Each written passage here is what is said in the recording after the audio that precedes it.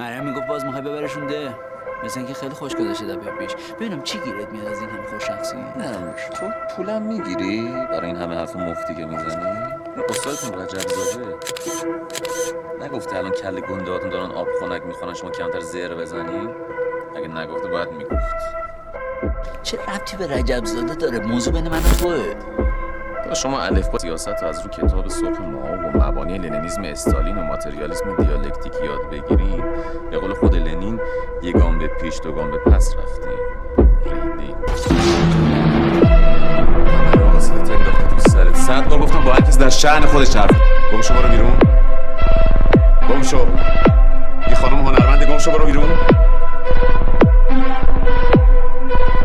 گم شو تا توبیخت نکردم سریعتر. هم بخون برات خوبه. مادر گورکی.